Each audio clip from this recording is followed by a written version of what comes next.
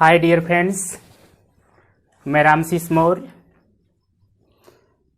Saha institute के online class में आप सभी का स्वागत है। दोस्तों, आज हम लोग मैथ्स के कुछ क्वेश्चन जो संख्या पद्धति पर आधारित हैं, बहुत ही सरल सवाल हैं जो यूपी टेट में पूछे गए सवाल हैं, उसको हम लोग हल करेंगे। डियर फ्रेंड्स, पहला क्वेश्चन है, सबसे छोटी अभाज्य संख्या है। सरल क्वेश्चन तो बहुत ही सरल दिख रहा है और सरल है भी, लेकिन लोग कंफ्यूज में पड़ जाते हैं। कई बार पढ़ने के बावजूद भी समझ में नहीं आता कि सबसे छोटी अभाज्य संख्या क्या है। ऑप्शन में दिया गया है 1, 2, 0, 3। तो अभाज्य संख्या 1, 2, 3, 2, 0, 3 लोगों को लगता है कि 3 अभाज्य संख्या है। यहाँ पर लोग कंफ्यूज हो जाते हैं कि 2 तो सम संख्या है, 3 जो है विषम है। तो 2 जो है सम संख्या जरूर है, लेकिन जो है सबसे छोटी अभाज्य संख्या है, क्योंकि 2 भी अपने आप से विभाजित होती है। इसलिए जो विकल्प होगा, पहला विकल्प है बी, दूसरा विकल्प जो है सही है। सबसे छोटी अभाज्य संख्या जो होती है वो 2 है। तो ये यूपी टेट में पूछा गया क्वेश्चन है। फ्रेंड्स, अगला जो सवाल है, दूसरा क्वेश्चन नंबर दूसरा, पाई है। पूछ रहा है कि पाई क्या है। विकल्प में दिया है एक विषम संख्या है, एक सम संख्या है, एक अभाज्य संख्या, एक अपरिमेय संख्या। तो यदि पाई इक्वल टू 22/7 या पाई बराबर दिया हो 22/7, तो जो संख्या p/q के रूप में लिखी हो वो संख्या परिमेय संख्या होती है। यदि पाई का मान इस विकल्प में 22/7 दिया होता, यदि पाई का मान जो है यहाँ पर 3.141 अगर दिया होता, तो भी वो अपरिमेय संख्या होती, क्योंकि परिमेय संख्या जो होती है वो p/q के रूप में, जो संख्या p/q के रूप में लिखी हो, q not equal to 0, q बराबर 0 के ना हो। तो इसमें से कोई भी विकल्प नहीं है, लेकिन फिर भी जो यहाँ पाई का मान जो विकल्प में दे रहा है वह एक अपरिमेय संख्या है। पाई क्या है? एक अपरिमेय संख्या है।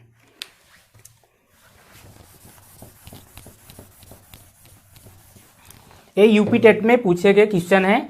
जो आज के 5 क्वेश्चन है वो सभी बहुत ही इंपॉर्टेंट, 5 कैटेगरी के क्वेश्चन हमने शामिल किया है, 5 अलग अलग तरीके से हल हो रहा है। आपने ये क्वेश्चन देगा, और तीसरा क्वेश्चन जो है 3 की 3 क्रमागत गुणज संख्याओं का योग 99, ये गुणज होगा।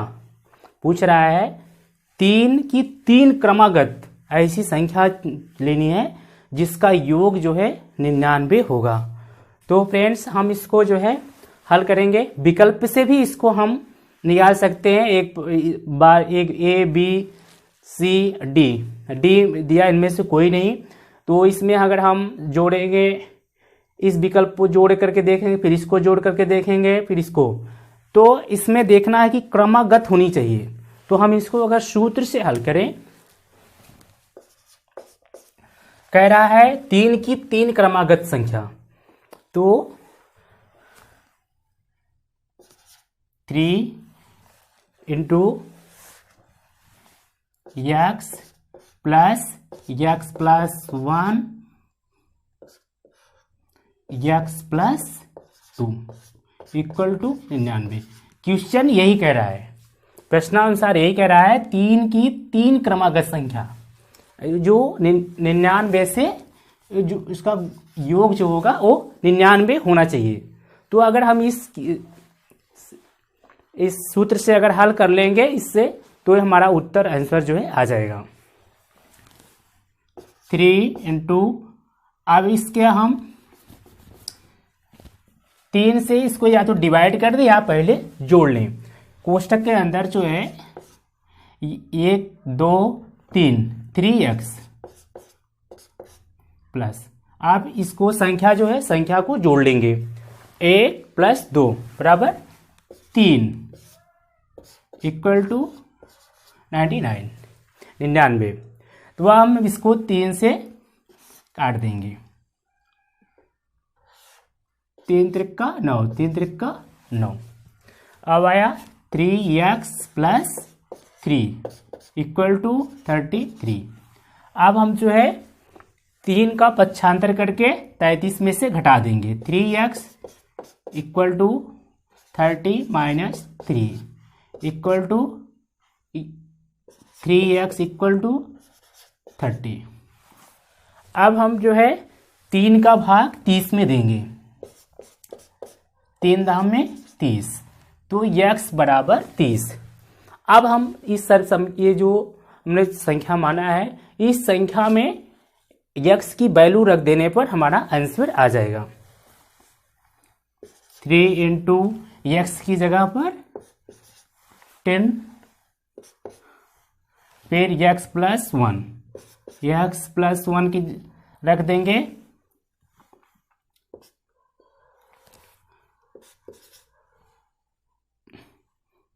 टेन + 1, फिर रख देंगे 10 + 2। ये तीनों आप इसको एक बार में इसको जोड़ना नहीं है, नहीं तो हम इसको जोड़ लेंगे तो ऐसा नहीं। तो जो संख्या हमने मानी है x + 1, x + 2। अब इसमें 3 दाम में 30, 3 दाम 30 और इसके साथ जो है मल्टीप्लाई हो जाएगा। ये रतियाँ एक संख्या है, दोनों एक संख्या है, ये दोनों संख्या है, तो 33। फिर इसको जोड़ लेंगे। 12 × 36, 10 और 2 मिलकर के 12 हो गया, इसको जोड़ लेंगे 36। तो इस तरीके से हमारा जो विकल्प आ गया, ये तीसरा विकल्प नंबर C सही है। तो इस तरीके से हम इसको हल कर सकते हैं। अब अगर हम 3 क्रमागत संख्या है, देखिए 3 में 3 + 30 + 3 इक्वल टू 33, 33 + 33 इक्वल टू 36। इस तरीके से हम एक क्रमागत संख्याएं हैं, इसको हम इस तरीके से हल कर सकते हैं।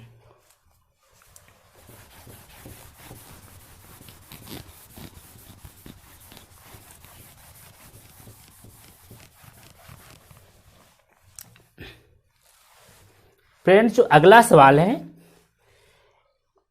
क्वेश्चन नंबर 4, इसमें दिया 0.125 125 की घात 2/2/3। तो इसमें जो है इसको हम बहुत ही आसानी से हल कर सकते हैं।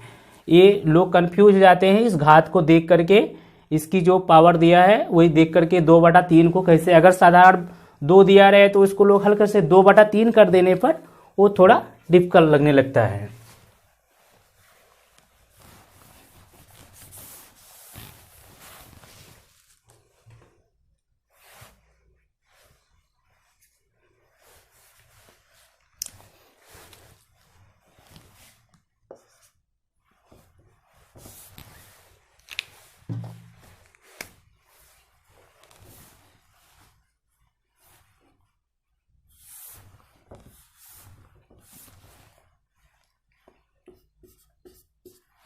अब हम इसको लिखेंगे 0.125।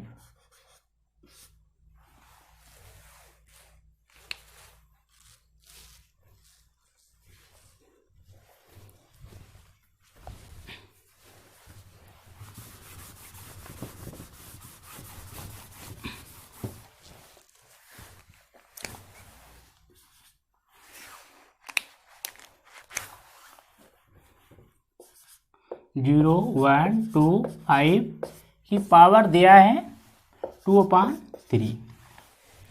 देखने पर जो है ये बहुत डिफिकल्ट लेकिन बहुत ही आसान सवाल है। ये 125 को हम जो है इसका गुणनखंड करेंगे तो आ जाएगा 5 गुणे 5.5, इस तरीके से हो गया। अब यहाँ पर 1 2 3 दिया, तो अब हम इसको लिख सकते हैं ए 2.3।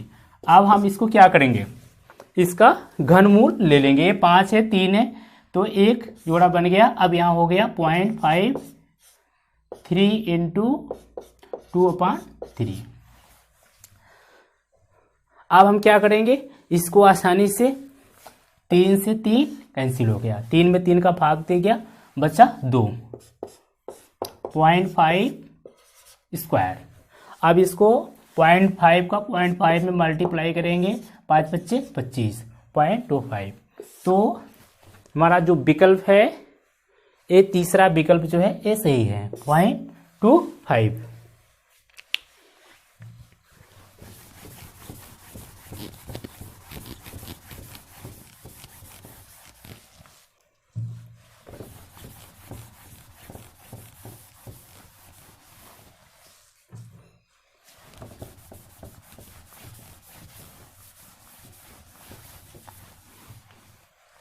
फ्रेंड्स, जो अगला सवाल है, अगला क्वेश्चन जो है, निम्नांकित पैटर्न का अध्ययन कीजिए। वो एक पैटर्न दिया है, उस पैटर्न को अध्ययन करने के लिए कह रहा है, उसके अनुसार उत्तर हमको देना है। दे रहा है 1 × 1, 1 × 1 बराबर 1, 11 × 11 = 121 दे रहा है। फिर दे रहा है 111 × 111 = 12,321। ये पैटर्न दे रखा है कि अगर 1 × 1 बराबर 1 हो रहा है, अगर दो बार एक एक का मल्टीप्लाई फिर 11 के कर रहा है, तो पैटर्न बन रहा है 1 2 1। फिर इसमें 3 बार एक एक का मल्टीप्लाई कर रहा है 1 1 से, तो इसमें पैटर्न क्या बन रहा है, जितनी संख्या लिया है उसका जो मध्य वाला पार्ट है वो जितनी संख्या से मल्टीप्लाई कर रहा है, इस पैटर्न में 3 आ रहा है। इस पैटर्न में 2 संख्या लिया, 2 आया। इस पैटर्न में 1 लिया तो 1 आया। इस आधार पर जो है ये विकल्प दिया है। इसके अनुसार पूछा है 5 बार एक एक का मल्टीप्लाई 5 बार एक एक में करने से कि कौन सा, मतलब इसका आंसर क्या आएगा। तो अब हम देख लेते हैं, क्रम से आना चाहिए। जैसे इसमें 1 2 3 2 1, इसी तरीके से इसमें 1 2 3 4, आप देख रहे हैं इसमें 5, बीच में 5। हमने संख्या कितनी ली है, ये 1 को 5 बार लिया है, तो 5 इसमें बीच में है, 4 3 2 1। फिर इसमें देखिए 1 2 3 4 5, इसमें देखिए एक क्रम से नहीं है, और ए वाला भी क्रम से नहीं है, ना तो ए क्रम से है। पहला जो विकल्प है ए, इसमें जो दिया है 1 2 3 4 5 4 3 2 1, इस पैटर्न पर आधारित ये, मतलब ये विकल्प सही है। डियर फ्रेंड्स, आप लोगों से निवेदन है, साहा इंस्टीट्यूट चैनल को आप लोग सब्सक्राइब करें, शेयर करें और लाइक करें। Thank you friends.